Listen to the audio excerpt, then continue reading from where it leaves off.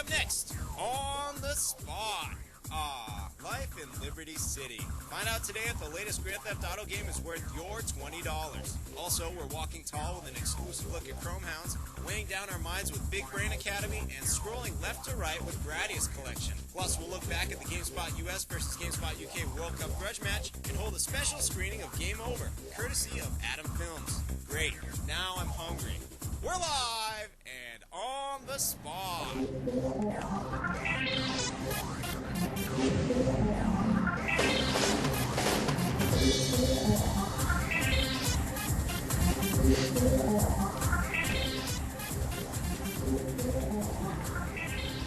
Hello, everybody, and welcome to On the Spot. I'm your host, Rich Gallup, and this is GameSpot's live show we do every Thursday at 4 p.m. Pacific. We play some games that have just come out, we play some games that haven't come out yet, and we just kind of, riff with you, the users. What's up, Jeff Gerstmann? Not much. Everything you said is true. It is? All right, rubber stamping, accurate. Let me keep going then. We have a great show for you today. Accurate. Thank you, sir. You're going to be playing 2 games today.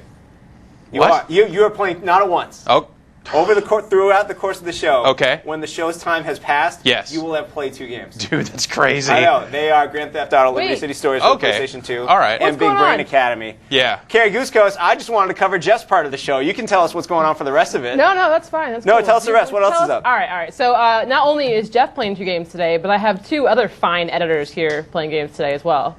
And I mean that they're fine. Who's that?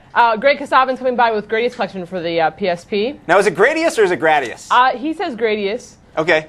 But I've heard people say, I think in Japanese it would be Gradius. All right. And then Brad Shoemaker is bringing by Chromehounds. Ooh.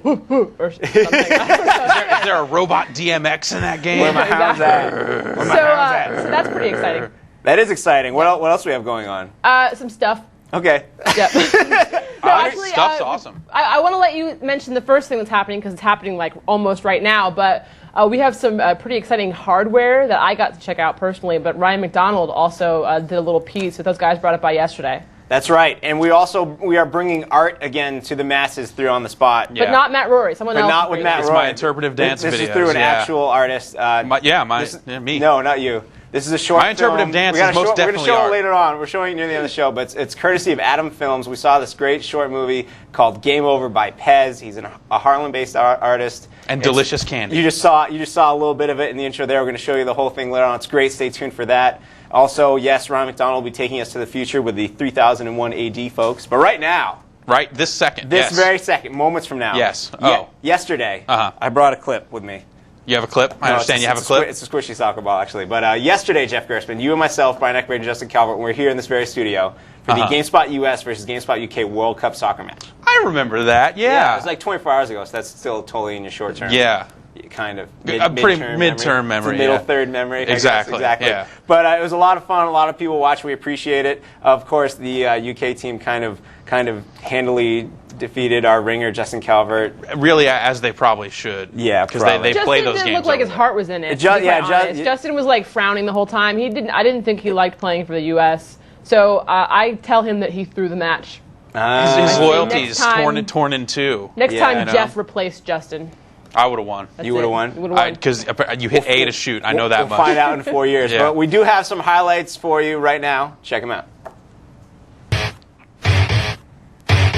David Beckham fearful there as well. Fox 5 denying a weakling at That's England. Do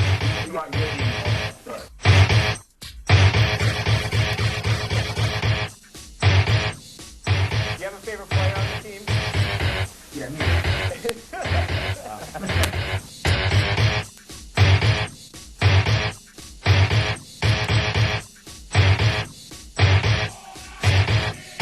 We almost call this the fourth quarter. That aren't live on the internet.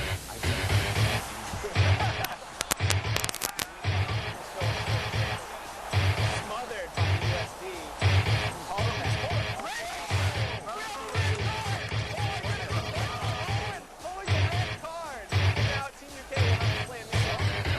Perhaps they're playing 6 minute half. 6 minute half. So it's like we're a fake 30 minutes in right now. Another scoring opportunity.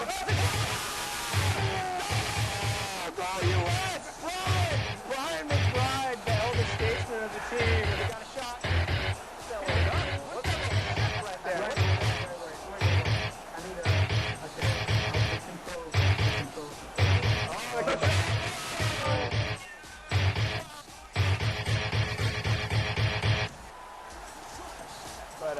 second. The Queen Mother right there. 1-0. Queen Mother's dead.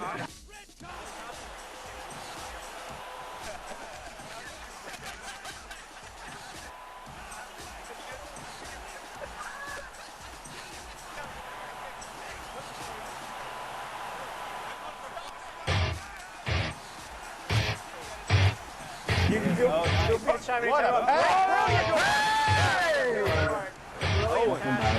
Michael Owen sticking around. That guy's like, hey, what's going on over there? Phil Elliott, what are you going to do now? Just run out the clock, run scared? Is that your strategy? No, I'm going to try and score more goals. That's the end of the game. That's a good idea. Yeah. Look at this. Another chance here for Phil. Phil, another goal for Phil Elliott. Michael Owen, unstoppable. Imagine what he would have done in the last. Thank you very much. You're welcome. Oh, nice shot. Rebound. Very nice. Ronaldo.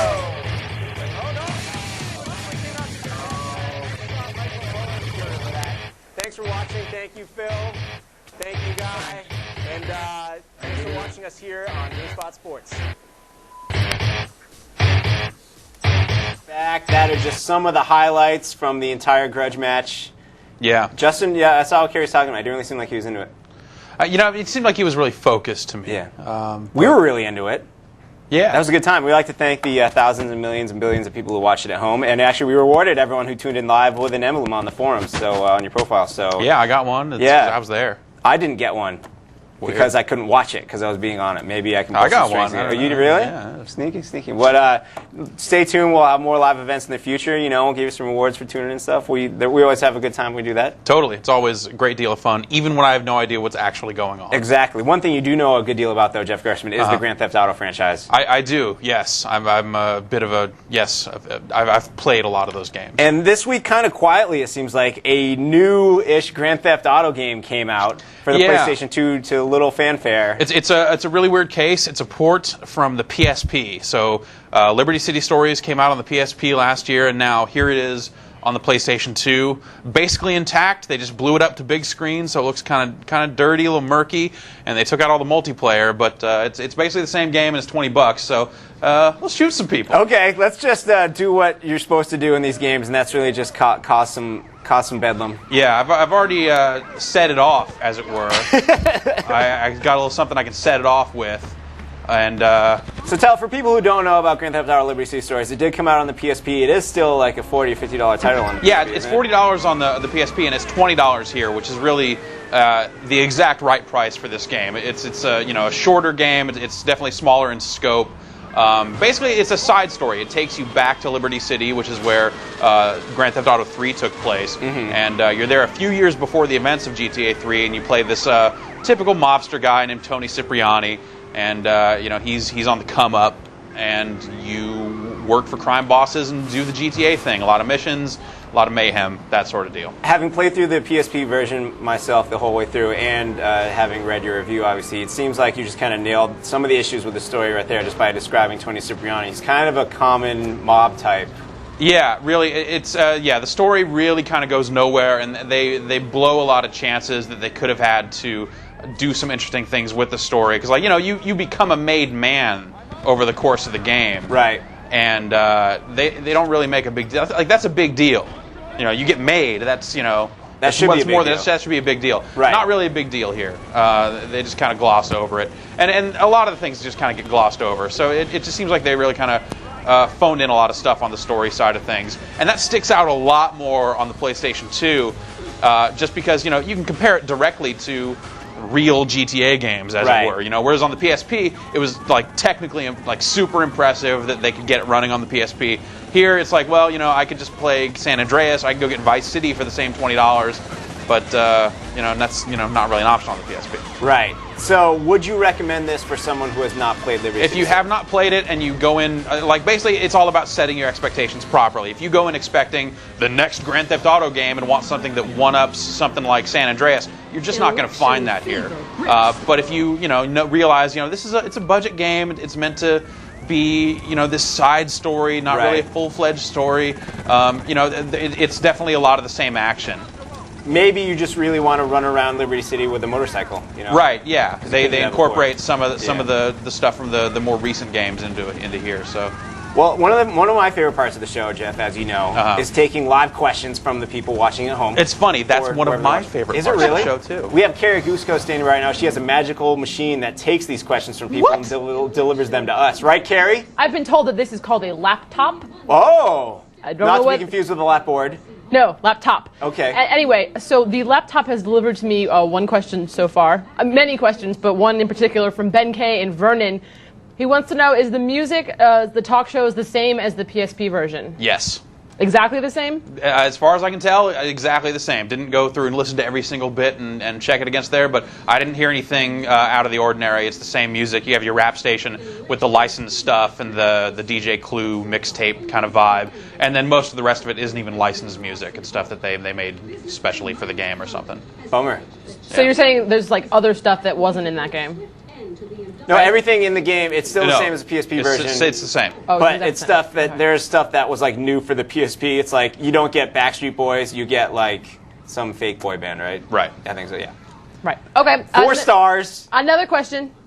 Zerakor from Sweden wants to know, will the game feature the same RPG elements that San Andreas had, the skills, the stats, and so forth? You said there was some other stuff from the recent games. That stuff one? is not no. That's not in there at all.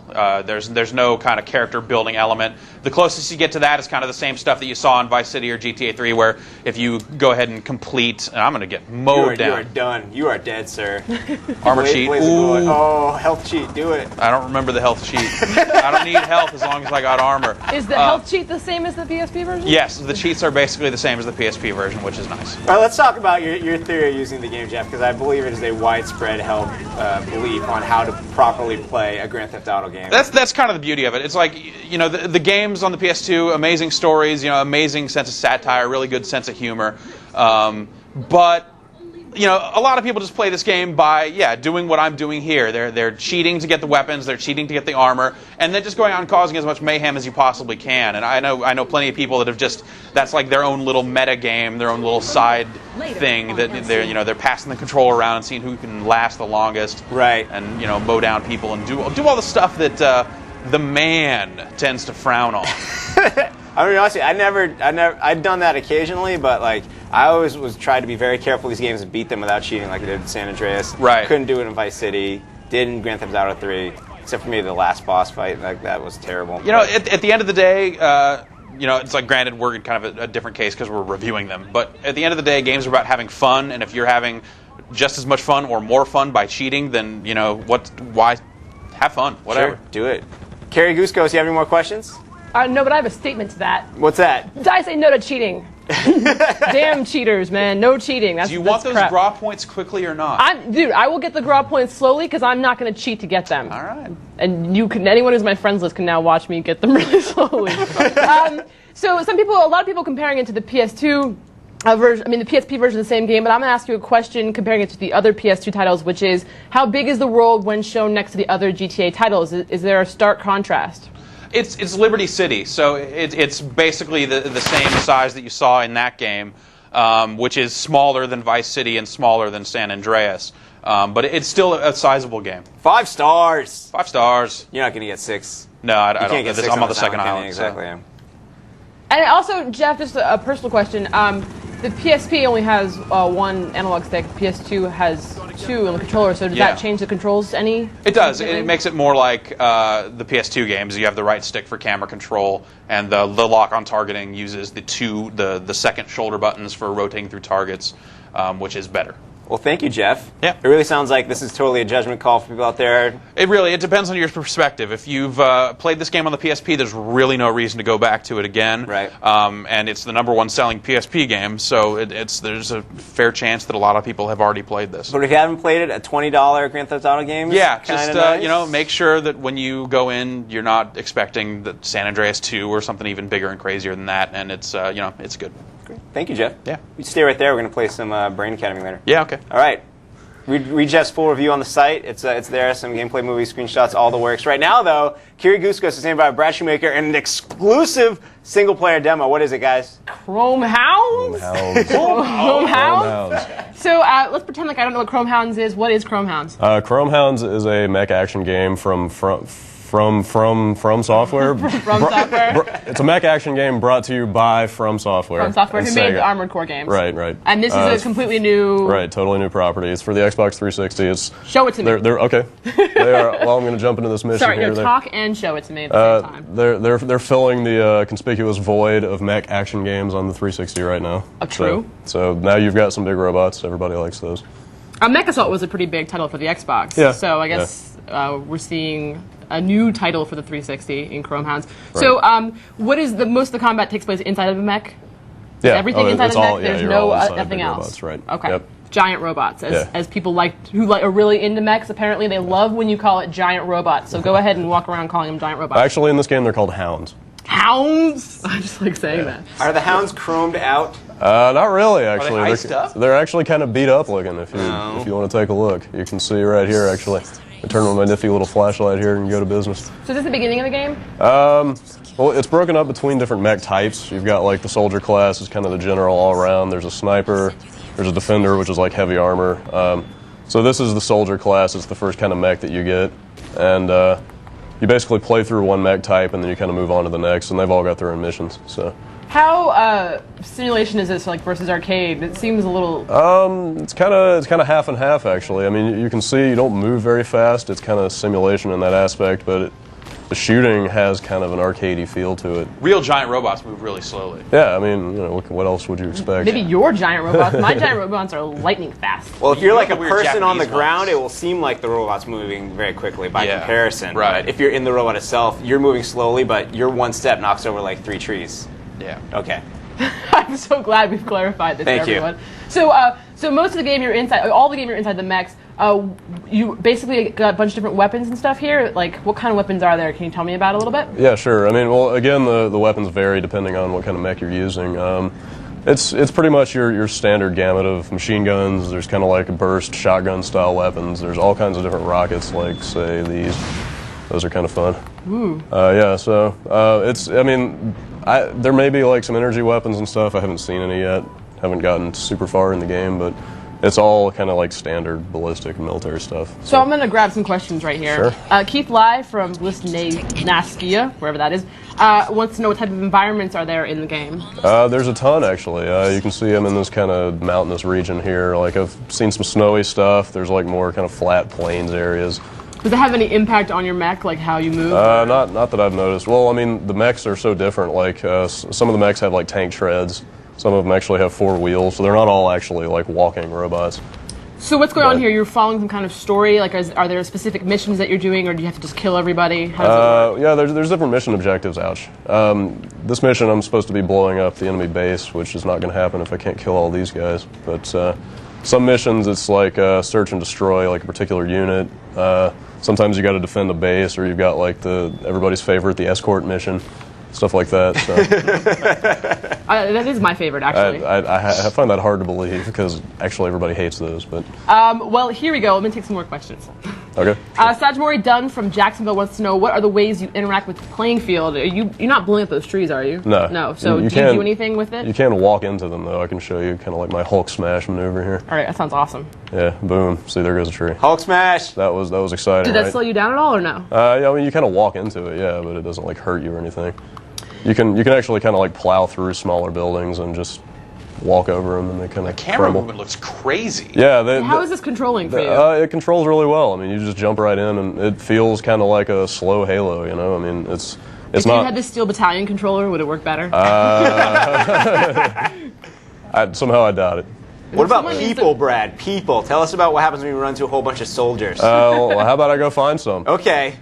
While we're Let doing, oh wait, me pull up my handy tactical map here Oh, nice. and just go to town. do you find yourself using this a lot in the Yeah, game? you have to use this thing constantly. I don't know if you can see in the little video window, but it's got a grid on it. Like they'll be like, you know, hey, enemy unit at square G6, and then you have to go straight to G6. And then you're like, checkmate.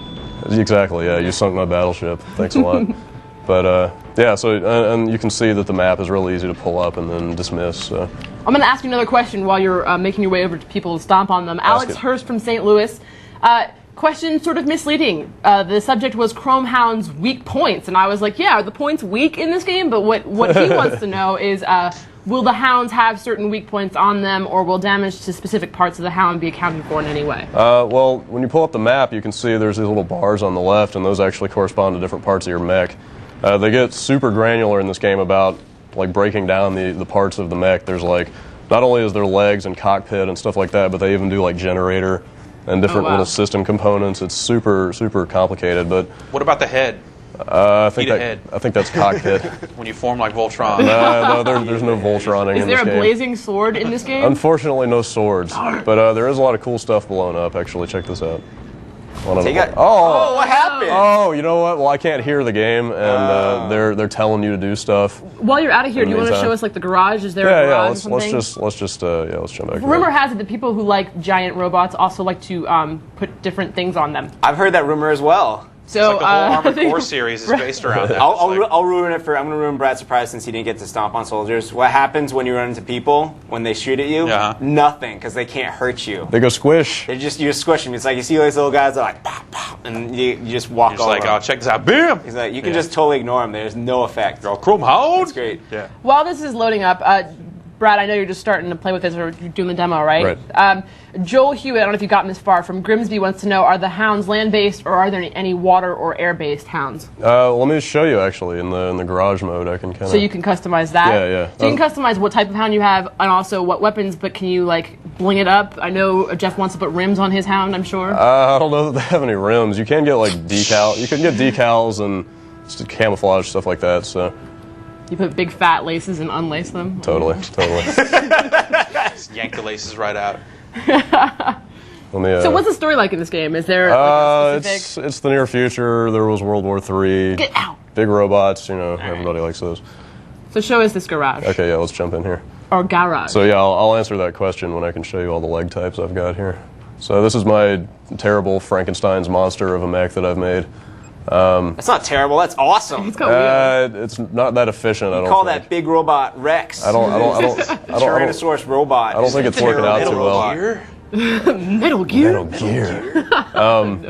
So let's see if I can pull up the legs here. So no, what are you scrolling through right here? Is weapons or parts? I may have to remove parts before I can do this. Yeah, so basically you get parts as you finish the story missions. You don't start out with any, so... Speaking of Metal Gear. Yeah, look at that right there. So basically, you get a ranking every time you finish a mission. They'll give you like S rank, and then you get 5 pieces of equipment or whatever. So I think the better you do, the more stuff you get. Cool. So I finished a few missions here, and now I've got, like, you can see there's some legs, there's like tank treads and stuff. Nice. Like there's a hovercraft. It says that it floats on water.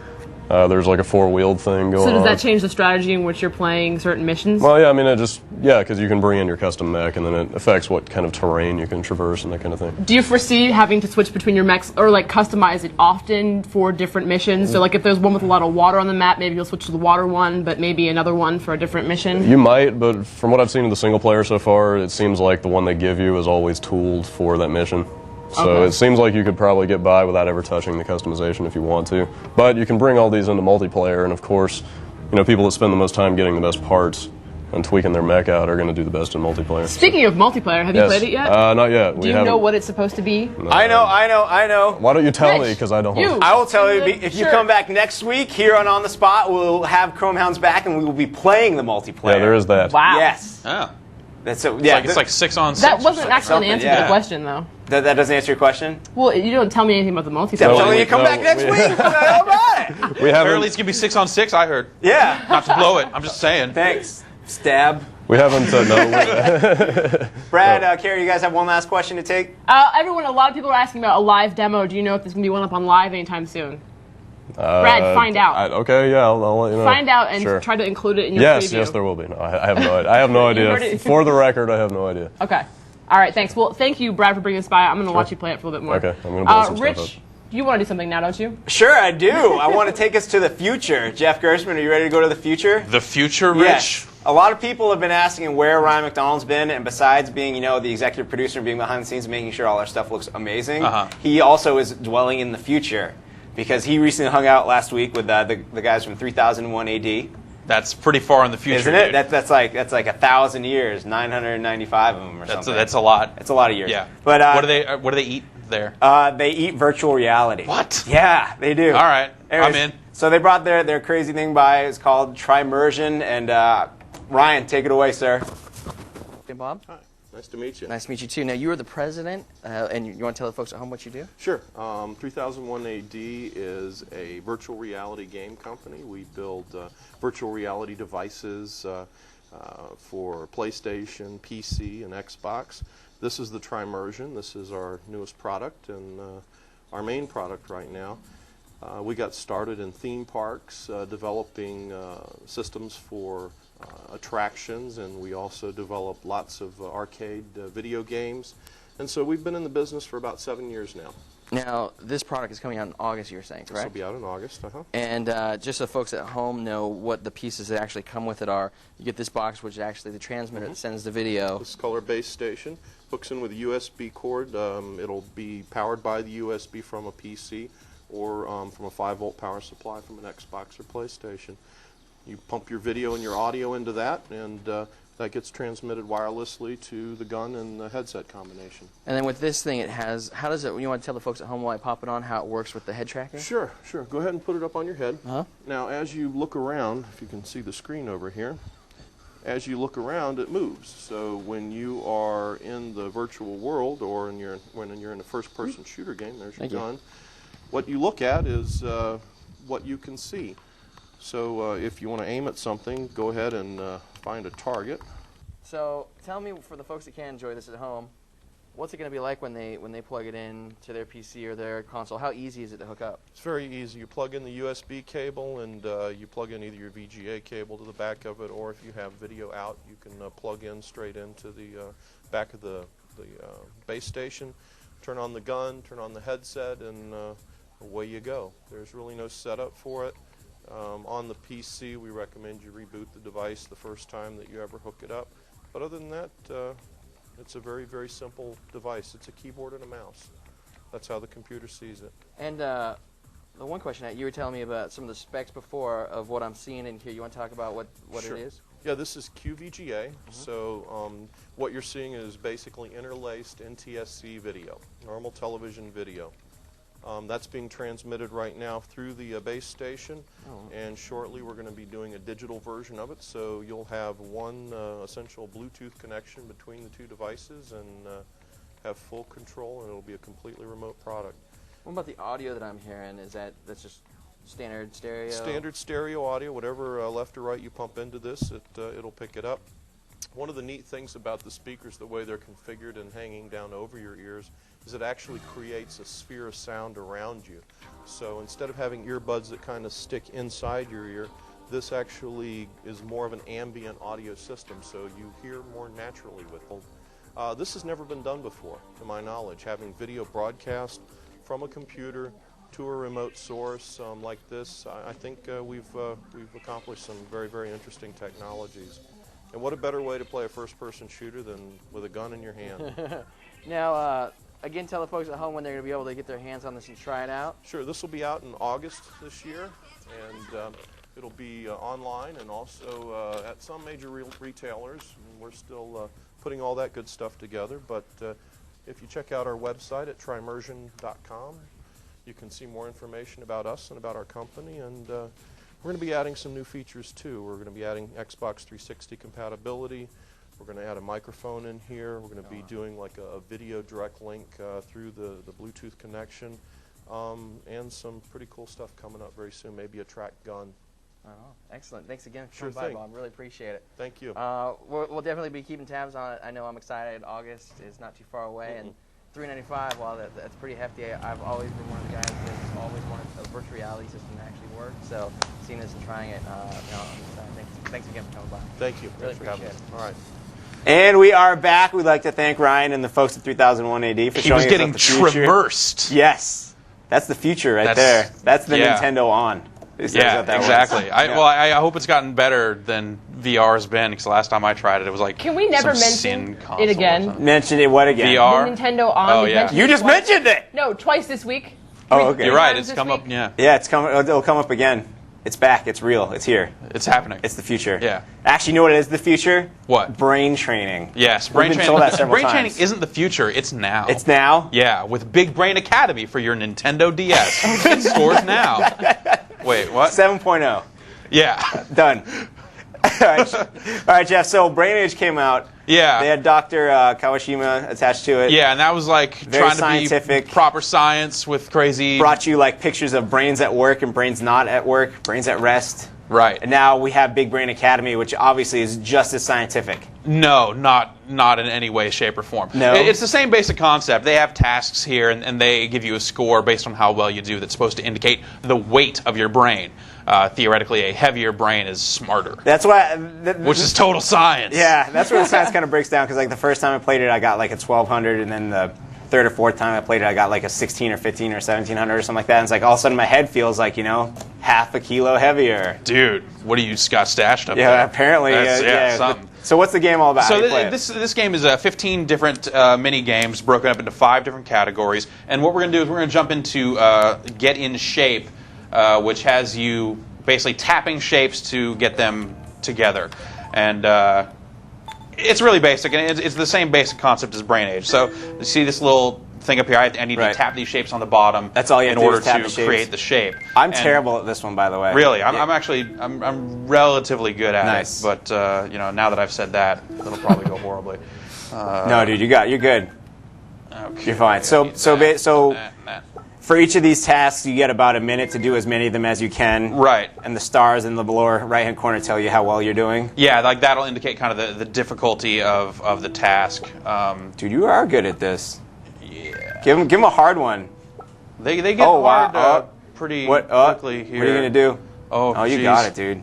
Give him like the one that looks like a truck or something. Yeah, they get Sword. really Oh, crazy.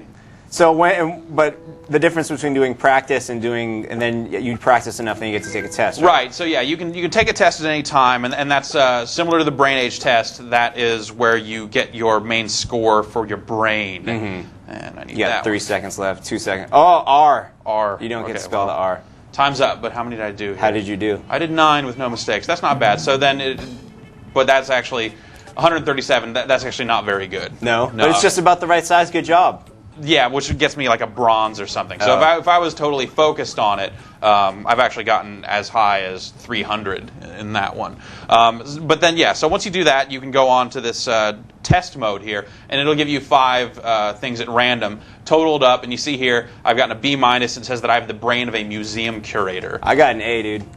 Well, good So for what's you, that? I have the big brain- I have the- brain. I Look have at the the brain of an big brain investor. on Rich. 1713. Yeah, Yeah. brag some more about your big Good. brain. It's heavy, dude. So I have It's to sit around heavy like this yeah. all the time. It's no, really hurts. I'd rather be a museum curator than an investor, Should be. which is what you got. Actually, the first time I did, I got like a C something, and I got theater producer, which I guess is Yeah. kind of accurate. Fitting. Yeah.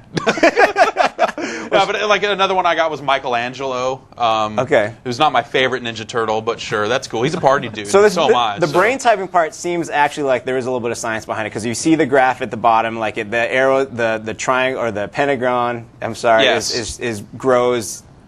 In a Right, certain like direction in where you've been relation to, you stronger. see here at the Right. bottom, it's like, this is how much practice I've done, this is how well I've done on practice, and as you do more in the different categories, that stretches out to fill up the graph. Can you show us another one? Yeah. What let's, else do you like? Let's try Boneyard. That one's here. tricky, dude. This one's tricky, but I figured it out. It's actually not as tricky as it seems at first. And we'll play on easy, because then it's easy. Carrie, So you have up any? top here are the instructions, Right. and I need to say where he's going to end up. So I just kind of, okay, he's going to go over and down, so I need to place the bone there. Oh, that's hard, dude. Yeah. You should have done the hard one with all the shifting walls and everything. That's when it gets tricky. What fun is that? It's hard. Carrie, do you have any questions for Jeff? Yeah, I have questions. First question we got here from Jordan Ellison from Wakefield in the UK. This one or Brain Age, what's the difference and which one should I get? The difference is that the games in this are just kind of focused more on fun, and there's not quite as much math in this one. It's just kind of a little logic puzzles and stuff like that. I think this one's just a little more lighthearted with it as well. You don't have any problems with people recognizing your handwriting? Right, yeah, there's no handwriting recognition, there's no speech stuff. at all either. So that's definitely. Oh, I messed up. That's Whoa, right. what's going on? I don't even know what's going on right now. Yeah, exactly. That's crazy. This is where it gets a little trickier. I have a question. Alex Weckworth from Saskatoon wants to know: Are there any verbal Easter eggs like the glasses in Brain Age, the first one? No, since there's no voice recognition, there's no way to say glasses, or doctor and make him or whatever it is he does. Also, this game does not have, that Brain Age did, Sudoku. Yeah, there's no Sudoku in here, but Sudoku Gridmaster is coming out for the DS pretty soon now, so that'll be like a whole Sudoku game for you. I played a bunch of that. It's kind of like Sudoku. Yeah. Well, thank you, Jeff. So straight 7s across the board on this one. Yeah, it's a good game. It's available at a budget price, and if you're into Brain Age but kind of done with Brain Age, this offers more of the same in a slightly different format. So it's relatively cool. It's good for a couple hours. Yeah, a few hours. Sure. Great. Well, thank you, Jeff. It started as a CIA training sim, didn't it? Did it? Anyway, no. Most good things do. That was full Spectrum Warriors. We have our own CIA plant now here in the studio with us, Greg Kasav and Carrie and Greg. Hi. What game you guys playing? Gradius Collection or Gradius Collection, whatever you want to call Gradius it. Which is it? Gradius? I don't know. I call it Gradius. You would be right, sir. Yes. All right, so what is it? Gradius Collection, this is a PSP game. I'm playing it with a PS2 controller because we got a fancy doohickey under the podium here. But this is out for the PSP right now. It is a collection of 5 classic shoot-'em-ups, although maybe classic is a generous way to describe a few of these games, seeing as they've never come out in this country before. But if you're into side-scrolling space shoot-'em-ups, this is pretty much a must-have. It's got the original in here, Gradius 2, Gopher no Yabo, because the big evil villain at the end of Gradius 2 is named Gopher, and I think now we know why this game never came out in the U.S. Dude from the Love Boat, isn't it? Gradius 3, Gradius 4, and of course Gradius Gaiden, which came out for the PlayStation and was never released in this country. So let's jump into one of these. One game that's notably absent for those of us who are big fans of this series is Life Force. You stole my question. Yeah. Go ahead. Life Force is kind of my favorite Gradius game. It's technically not a Gradius game. It was called Salamander in Japan. It's sort of a spin-off. But it's not in here. But Gradius 2 actually makes up for it. I'd never played a Gradius 2 before until I got this collection, and it's really pretty impressive, especially when you put it in context. This game originally came out in the 80s, and it's got a lot of the stuff in there that makes these kind of games cool, makes them a lot of fun. So they start off nice and easy, but it isn't long before things get a little crazy. So in the Gradius games, you are the Vic Viper, which is what I consider to be the best spaceship since the X-Wing. Whoa. The Vic Viper is awesome. The Vic Viper and the Interceptor in a fight, who would win? Dude, I don't know. It depends on has shields and bombs and all kinds of stuff. Yeah, as long as the X-Wing was in front of the Vic Viper, I think the Vic Viper would have a pretty good chance. So it's. Oh God. So anyway, these games are tough. I was going to ask you. That's a big question. Yeah. These games are have always been really tough. You know, so they're very tough. But what Gradius Collection offers is a variety of difficulty settings. You can actually save your game at any point. There's the save option right there, which is really actually pretty surprising. It's not even like, save in between levels. It's like if your bus is here or something and you got to stop playing, you can just save it right there. As a purist, Greg, doesn't that bother you a little bit? Your sensitivities? Not really, because as a purist, what bothers me are the PSP's controls, which are not as good as having like an arcade stick. So anyway, as you can see in Gradius 2, there are giant flaming planets mere seconds into the very first level, and it kind of goes on from there, and it asks you for your horoscope when you put in your name. I'm going to jump to one of the later games. What's the main difference between them? Like, would Gaiden have multiplayer in it? Or? Gaiden was, I believe, the first Gradius game that introduced multiplayer, but that was actually cut from Gradius Collection. I think, I don't know why for sure, but probably for obvious reasons, they just didn't want to bother with ad hoc multiplayer for 1 out of 5 games. It doesn't really suffer that much for that, but Gradius Gaiden is a really cool game even without a 2-player mode. It is kind of funny though, it says 1 player on the main menu, implying that there should be some other option there. Gradius Gaiden or Side Story lets you play as 4 different ships. Crazy innovation. So no more Vic Viper? Or the Vic Viper is right? there. I guess I'll pick one of the other ones just because. What's the difference between them? They have different weapons. Okay. And this one is purple and not blue. Awesome. So you've got you've got a bunch of different screen settings. Like you could set it to the normal arcade aspect ratio. Right now it's being stretched out to fill the PSP screen, but you could go like this. Hopefully that didn't blow anybody's minds or anything. It also defaults to what's called like a tuned difficulty, which is easier than the original versions, and stretches the screen out and all that stuff. It's tuned to our weak minds. Yes, tuned to our weak gaming sensibilities in this day and age, because people are not, you know what they say, like. Games aren't as hard as they used to be. Yeah, kids aren't as athletic as they, everyone's getting dumber, and in the year 3000 we'll all be troglodytes or something. So but you we'll can tell, have virtual reality headsets Indeed. to keep that I'm right. really traversed right now. So I'm going to try to get farther in this game so you can see more cool stuff. So to make it easier and you get farther, I'm going to ask you questions. Go for it. All right, which is not actually easier. It's a question from Ulrich from Sweden. Hello?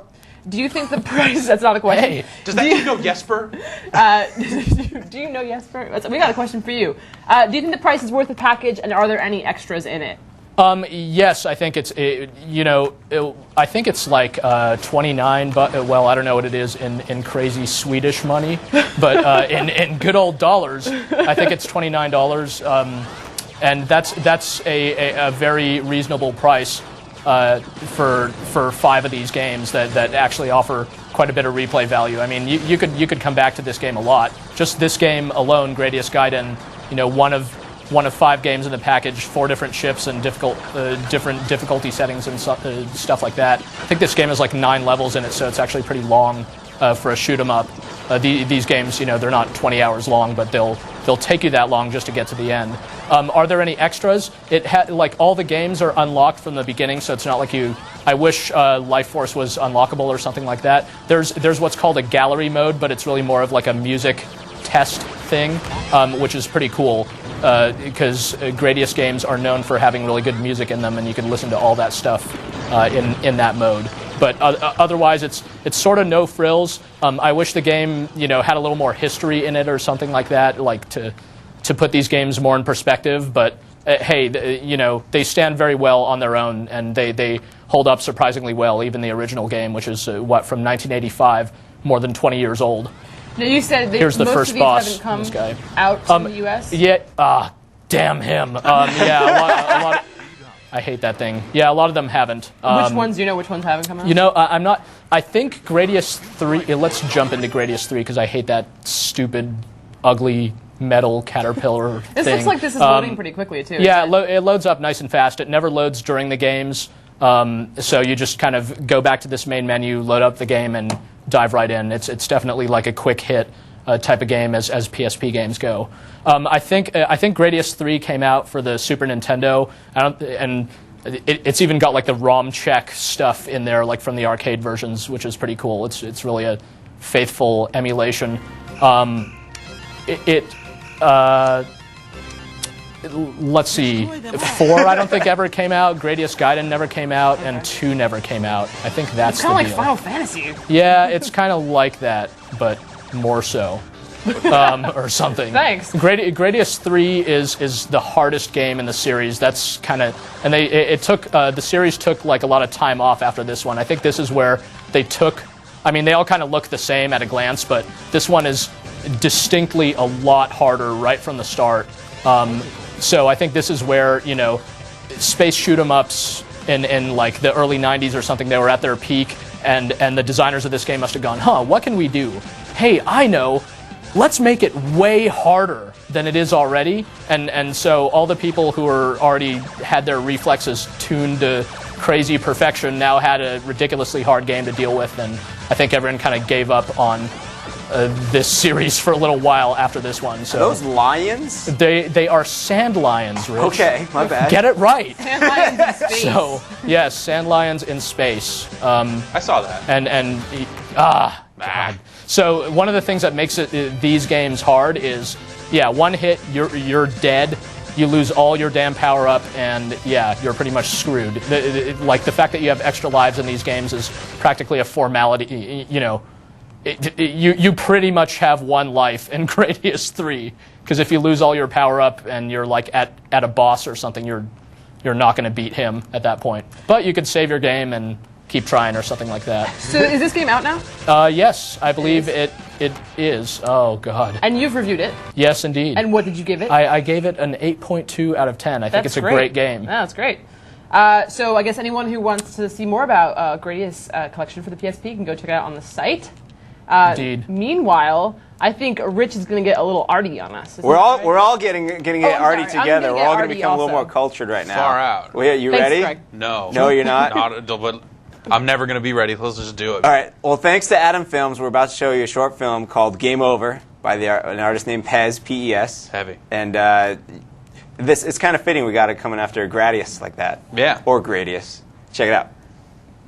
Was that not like the coolest thing Except ever? for the inaccuracy. All right, so the games were Centipede, Frogger, Asteroid, Space Invaders, and Pac-Man. Yeah. And where was the inaccuracy? Well, okay, Pac-Man doesn't have pretzels, A, and the fruit doesn't hop in Pac-Man. So it was like a Ms. Pac-Man pretzel hopping around in Pac-Man. Whatever, that video was awesome. Yeah, no, the video is awesome. The video, you're right. I'm yes, pretty sure Greg? Centipede doesn't have salt shakers either.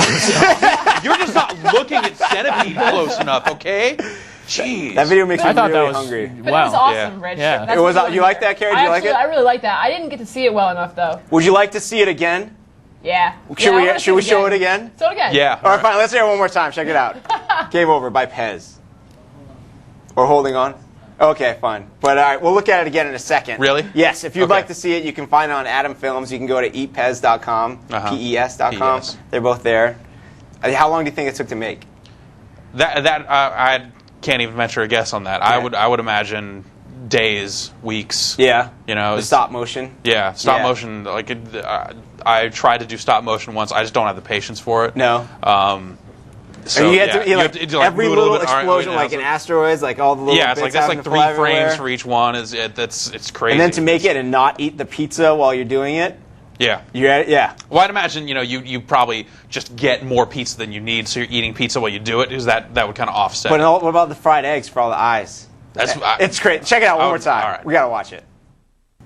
That is so good. It's cool. That is awesome. It's way cool. Nice work, Pez. Thank you. As we said, check it out on Adam I'm hungry. Films. Yes, I'm Let's eat after starving. this. Yeah. Yeah. Imagine having a whole Pac-Man level somewhere to shoot that with, where it's the size of a pizza, Pac-Man size of a pizza. That's Yeah. huge. Whatever, in New York, they have a live-action Pac-Man. Pac-Manhattan. I'm just saying, Never heard of it. I know how you know everything good happens in New York. They do live-action Pac-Man It's there. The West Coast is the best coast. Fool. I don't know not what you're even. talking about. The East Coast. But thank you very much, Adam Films and Pez, for hooking us up with that. Looked great. Encourage Yeah, everyone people to are watch it asking many where to times. see more. Is there more over on the website? Pez does some other stop motion stuff, which is very cool. There's also a really awesome video called Kaboom, which involves like World War II archive footage, little kids and hot dogs. 3 of my favorite things. Yes. Yeah. Yeah. So check it out. Good stuff. Very good stuff. Awesome. And shall we give away some loot? Yeah, dude, let's do it. You want to do it? All right. So last week we gave away 3 copies of Hitman Blood Money for the Xbox 360. Carrie Goosecoast, do you remember what the question was? I do. What was it? Which of these 4 bald men, like Hitman main character 47, is least likely to, what was it? Take you down. Take you down. Take you down. Sorry, take you down. And there was a notable lack of Yul Brynner on that list, and I am very unhappy. Sorry. Because Yul Brynner takes fools out. It'd be obvious he wouldn't be. That's here, true. you know? So It's your choices were Mr. Clean, Jean-Luc Picard, Kojak, the Telly Savalas version, and Kojak, the Ving Rhames version. And a lot of people don't know who Kojak is, apparently. Do people like write in and say like, "What's a Kojak?" Yeah, a lot of what's a Kojak. Kojak says, "Who loves you, baby?" Who loves you, baby? Who loves you, baby? Yeah. We're old, man. We are so old. It's understandable if people don't know who the Ving Rhames version is, because I think that was around for like a day. But it was around for a day like a month ago. It Yeah. wasn't around a day like in the 80s. So the correct answer was Mr. Clean, because you back Jean-Luc in a corner, he will take you down. Kojak's sure. the same way. Mr. Clean, he's just going to clean your floor. That's all he's going to do. When No, one of man. the other Rachel's 3 dangerous, takes dude. someone down, Yeah. Mr. Clean shows up with the ammonia and he's like putting Nice. bodies in the trunk. Yeah, maybe he like makes the floor really slippery and that Yeah. takes you down. He's Anyways, got earrings, doesn't he? He's kind of gives him an edge. yeah, I guess. Seems like he's Some kind of So, edge. yeah. So, anyways, the first 3 people to get the question right and won themselves copies of Hitman Blood Money for the Xbox 360 are Joe Reagan of Florida, Ricardo Chin of California, and Ruth Pabon of Virginia. The VA. And I gotta say out there that, by the way, if you just saw maybe like your dad or mom just won a prize, that is because you used their credit card to sign up for your account. So when you enter the stuff, make sure you go into your user preferences and you have everything filled out on who you are, so we can find out who you are. So otherwise, I mean, we're sending a package right now to Ruth, and if Ruth gets this copy of Hitman Blood Money, she's keeping it. Totally. Yeah. So Can't blame her. So just make sure if you're a paid subscriber and you enter our contest, make sure your profile is totally up to date. Yeah. Fill out everything. This is key. Yeah. You don't need to make it visible by any means, but just fill it out. This is key. All right. Should we give away some more stuff? If you got more stuff. We have more stuff. The hardware guys came by and they said, Rich, we have this thing to give away.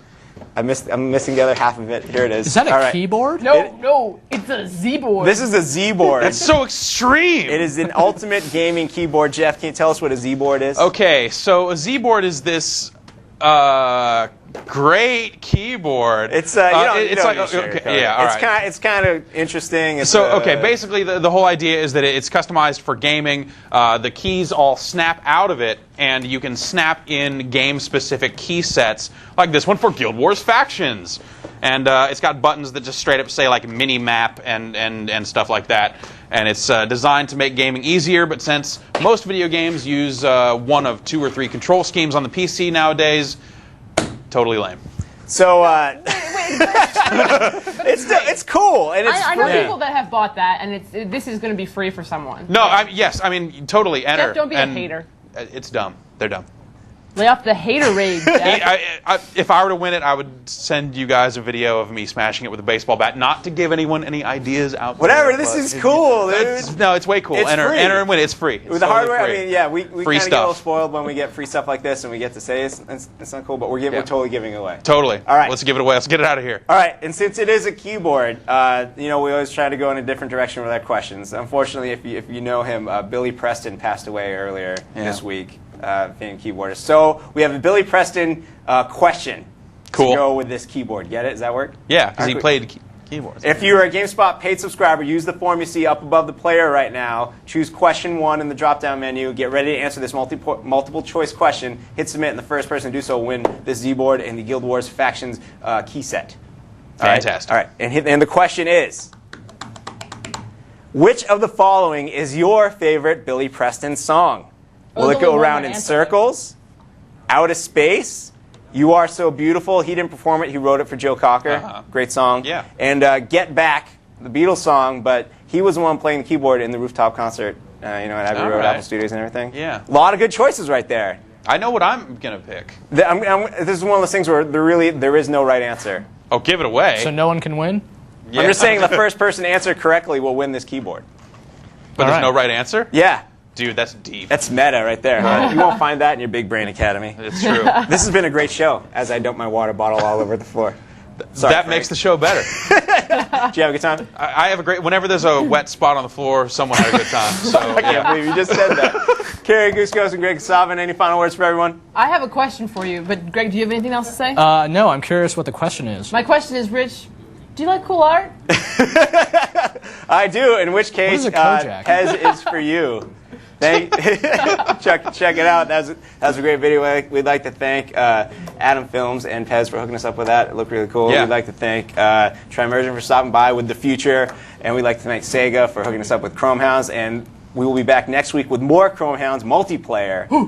So feel free to send us in some multiplayer questions now. We can ask them next week. First thing, Brad Shoemaker is a great demo, and of course the GameSpot UK team for playing soccer. And Greg. And Greg for coming by with Gradius. Thanks, Greg. Grady. Thanks, Greg, for your sand lions from space. Yes, and of course we also like to thank our fabulous crew who do a wonderful job every week, and all of you for watching. We will catch you next week right here on The Spot.